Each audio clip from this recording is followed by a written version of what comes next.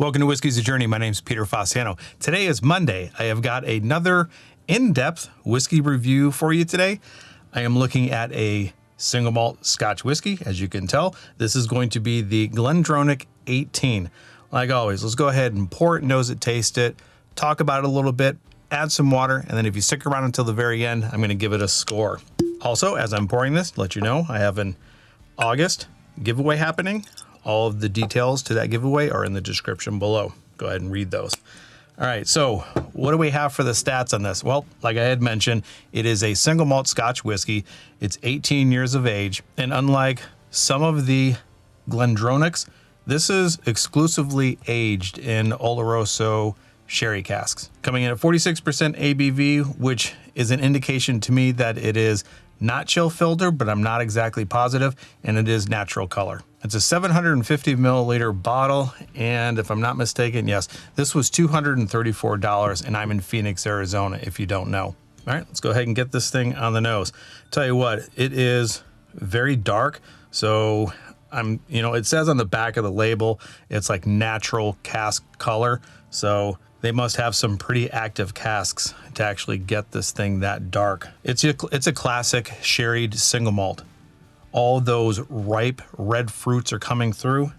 To me, it's borderline heading towards the figs, dates, raisins, and plums that I normally get from a Pedro Jimenez. Every once in a while, an Oloroso finished or an Oloroso aged whiskey comes across as a little bit lighter, but this is dense and dark.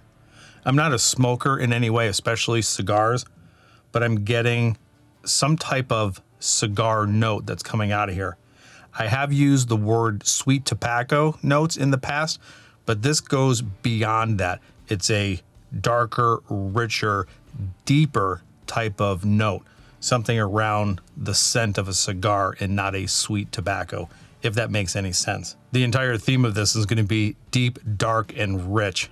I get a good amount of dark chocolate and milk chocolate as well. There's a little bit of sweet chocolate and bitter chocolate coming out of here. It's very vibrant on the nose, I'll give it that. All right, let's go ahead and get it on the palate. Oh man, that is good.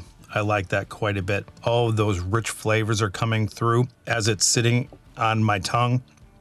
I feel myself salivating, and all of those rich, deep flavors are saturating every part of my mouth. It's underneath my tongue. It's rolling to the back of my throat. It just feels like it's coating the roof of my mouth. Very viscous, malty, oaky, a little bit of tannin on the side of my tongue, which is always good. Those cigar notes are coming through, chocolate, milk chocolate, and I'm talking deep, dark, rich figs, dates, raisins, and plums. Very sugary. Boy, oh boy, do I like that quite a bit. All right, let's go ahead and get a second sip in. I want to concentrate a little bit on the finish, see if I can pull any more notes out. Add some water, and then talk about it a little bit. Cheers, everybody. On the arrival, it's all sweetness. Hits that mid palate, that tannic note comes in, hits the back of the throat, and that's where all of those chocolate, raisins, dates, figs, plums, a little bit of a cigar tobacco note comes in. The 46% ABV is spot on, gives you a little bit of a warmth, but with all of those rich flavors, I would say that the finish on this, just with those first two sips, doesn't stick around as long as I thought it would based on all of those notes that I originally got. The viscosity is still there, but it doesn't stick like some of the other long finished whiskeys that I've had before, which is a little bit surprising. Let me go ahead and add a little bit of water to this, let it sit for a little bit, and then let me talk a little bit about GlenDronach and the history behind like the ownership of GlenDronach. There's quite a bit of information, so I'm going to be referring to my notes that are directly in front of me. So let's go ahead and let that water sit for a little bit. First thing I want to address, I'm always fascinated on where these whiskeys are getting their name, and underneath this GlenDronach, it says that it's Allardyce, and I didn't know what Allardyce was until I looked it up. James Allardyce was the founder of GlenDronach. It was established in 1826, and it was the second oldest legal distillery in Scotland, right next to Glenlivet, which was in 1824. And I'm guessing things were okay until the distillery burnt down in 1837. 5 years later, eventually that led to James Allardyce's bankruptcy, and it wasn't until 1852 that the distillery was rebuilt. And once it was rebuilt, well, I believe Walter Scott was the owner at the time. And along the way, it kind of exchanged hands with ownership, including the British government during World War I. And then here's a name for you, Captain Charles Grant, the youngest son of William Grant, eventually ended up owning the distillery in... I don't know. I don't have a year. If you know the year, let me know down below. And then jump forward to 1960, where it became part of the Allied Distillers. And then in 1996, it closed all the way through 2002. After it reopened in 2002, Chivas Brothers owned it, and then Pernod Ricard came in and bought it in 2005. And then in 2008, Ben Riach Distilling Company bought it, and then to the current time right now, 2016, Brown-Forman came in and purchased it.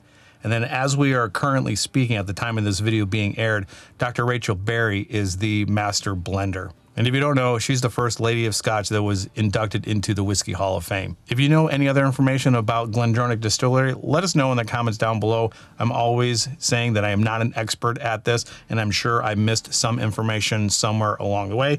And if any of my information was wrong, please kindly correct me in the comments down below.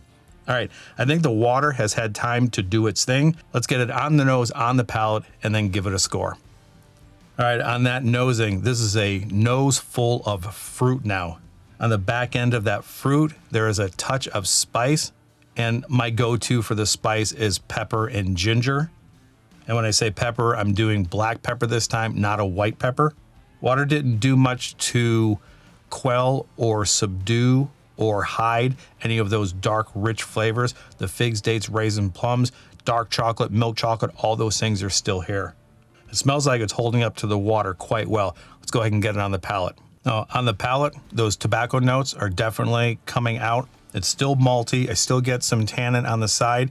It is a little bit less powerful, obviously, because we're diluting it with water, but all of the notes are exactly the same from the first sip to this sip.